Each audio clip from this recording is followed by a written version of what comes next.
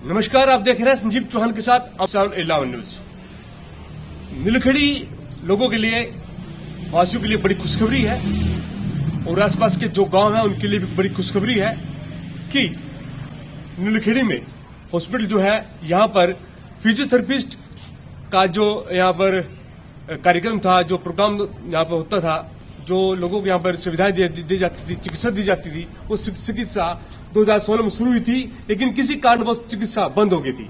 लेकिन अब वो चिकित्सा आज फिर शुरू हो चुकी है, जिसमें पंडित दीनदयाल उपाध्याय राष्ट्रीय शारीरिक दिव्यांग संस्थान के द्वारा यहाँ पर ये सुविधाएं देना शुरू कर दिया गया है। और यहाँ पर जो है कि हम आपको बता देना चाहेंगे, जिन लोगों के जोड़ों में दर्द है, सर्वाइकल है, नस दब गई है, डिस्क प्रॉब्लम है, हड्डी में दर्द है, ऑपरेशन के कारण किसी शरीर में अकड़न आ गई है, और भी है, जैसे जो बच्चे छोटे होते हैं वो बोल नहीं पाते, लेकिन उम्र दराज होते जाते हैं, लेकिन उनमें बचपना रहता है, वो भी थेरेपी यहाँ पे दी जाती है। बहुत सारी थेरेपीज यहाँ पर दी जाती है। इसके साथ साथ मैं आपको बता देना चाहूंगा कि यहाँ पर किसी भी दिव्यांग को उसको विकलांगता प्रमाण पत्र देना है, पेंशन जो है कि उसका भी यहाँ पर सुविधा दी जाती है, बस का पास, रेल पास, बहुत सारे सुविधाएं यहाँ पर उपलब्ध हो जाएंगी। इस खबर को शेयर अवश्य करते रहना, क्योंकि बहुत बड़ी जानकारी हम आप तक पहुंचाना चाह रहे हैं। इसके साथ साथ भौतिक चिकित्सा, व्यावसायिक चिकित्सा, श्रवण जांच, वाक चिकित्सा, मनोवैज्ञानिक परामर्श और सामाजिक कार्यकर्ता, यानी कि एक ही छत के नीचे आपको तमाम सुविधाएं उपलब्ध होनी जा रही हैं। आइए, मैं आपको अपने कैमरामैन साथी भाई से मैं अपील करना चाहूंगा, एक बार मेरे साथ आए और आगे दिखाना चाहेंगे किस प्रकार से यहाँ पर जो सुविधाएं दी जा रही है, वो तमाम सुविधाएं आपको जल्द आज से शुरू हो चुकी है। और यहाँ पर अनुभवी डॉक्टर यहाँ पर पहुंचे हैं, परामर्शकर्ता अनुभवी है, बहुत उनका पुराना अनुभव है, जो कि बड़े बड़े हॉस्पिटलों में यहाँ पर पहुंचकर उन्होंने ये सुविधाएं यहाँ पर देनी शुरू की है। ये जानते हैं यहाँ पर किस प्रकार से, मैं अपने साथी कैमरामैन पर्सन से दिखा देना चाहूंगा कि यहाँ पर किस प्रकार का सेटअप लगा है। हर प्रकार की सुविधा यहाँ पर आपको मिल जाएगी। देख सकते हैं शुरू माध्यम से, ये देख सकते हैं एक महिला यहाँ पर आई है और उस महिला की यहाँ पर फिजियोथेरेपी की जा रही है। मैं एक बार दिखा देना चाहता हूँ, देख सकते हैं तस्वीर के माध्यम से किस प्रकार से यहाँ पर फिजियोथेरेपी की जा रही है। इनके गोडों में दर्द है और उसकी यहाँ पर एक्सरसाइज करा दी जा रही है। 1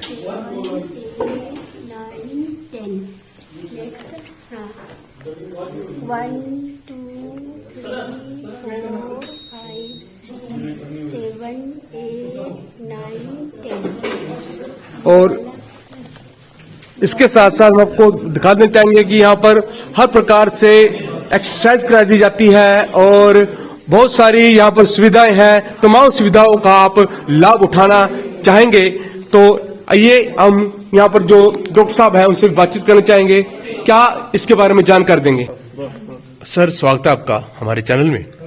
सर, जैसे कि हमें मालूम पड़ा है कि आप पंडित दीनदयाल उपाध्याय शारीरिक संस्थान के द्वारा यहाँ पर एक कार्यक्रम चला रहे हैं, जो कि जिसको कोई फिजियोथेरेपिस्ट की जरूरत है, वो तमाम जरूरतें हम यहाँ दे रहे हैं। तो किस प्रकार से सारा प्रोग्रामिंग रहेगी, इसके बारे में जानना चाहेंगे, बताइए सर। देखिए सर, ये सर्विस हम 2016 से शुरू हमने कर रखी है। किसी कारणवश हमारे पास फिजियोथेरेपिस्ट नहीं था, लेकिन अभी डॉक्टर गीतांजलि मैम करनाल से हैं, ये फिजियोथेरेपी डिपार्टमेंट देखेंगे।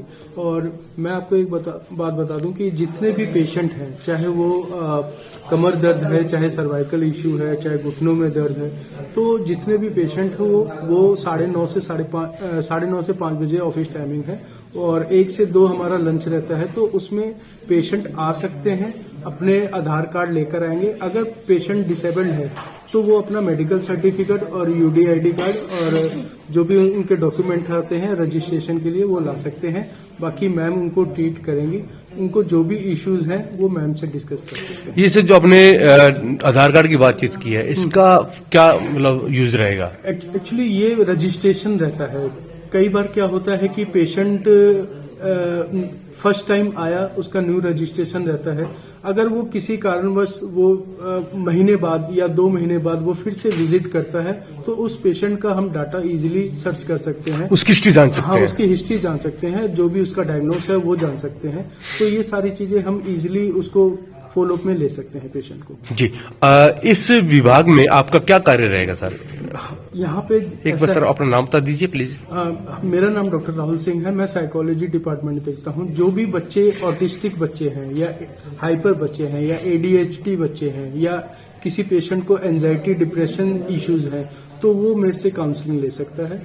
Office timing same 9:30 to 5 PM। जी, कुछ बच्चों में ऐसा होता है सर जैसे कि वो उम्र तो दराज हो जाती है लेकिन वो उनका बचपना रह जाता है, छोटे बच्चों से खेलना रह जाता है, उसका कारण क्या रहता है सर? उसका कारण ये रहता है कि उसमें जब हम पेशेंट का डायग्नोस करते हैं तो उसमें ये देखते हैं कि जो उनकी मदर का जो प्रेगनेंसी टाइम रहा था, जो बच्चे का बर्थ रहा था, उसमें क्या उसको प्रॉपर ऑक्सीजन मिला था, क्या उसका क्रॉनिकल एज में क्या होता है कि पेशेंट सपोज 10 साल का है लेकिन हम टेस्ट के थ्रू बच्चों का जब हम IQ लेवल चेक करते हैं टेस्ट के थ्रू हम ये जानने की कोशिश करते हैं कि क्रॉनिकल एज तो 10 इयर्स है बट उसका मेंटल हेल्थ एज कितनी है, तो उसकी एक्टिविटी से पता लग जाता है। मेंटल रिटार्डेशन में होता क्या है कि पेशेंट 4 कैटेगराइज बांट रखा है मेंटल रिटार्डेशन को। माइल्ड पेशेंट जो होते हैं जिनका IQ 50 to 70 होता है, सीवियर पेशेंट होते हैं जिनका 20 माइनस रहता है, या मॉडरेट पेशेंट होते हैं जिनका 35 to 50 रहता है। तो उस कंडीशन में हम उनका IQ लेवल चेक करते हैं। जो माइल्ड पेशेंट होते हैं उनके अंदर इम्प्रूवमेंट के चांसेस ज्यादा होते हैं। कुछ एक एक्टिविटी जो बिहेवियर मॉडिफिकेशन है उसमें हम ये जानने की कोशिश करते हैं कि वो बच्चा क्या वो प्रॉपर जो उसकी जरूरतों की चीज है जैसे ब्रशिंग है, टॉयलेटिंग है या बाथिंग है या फूड वो खा लेता है या कपड़े खुद से पहन लेता है, वो चीजें हम चेक करते हैं।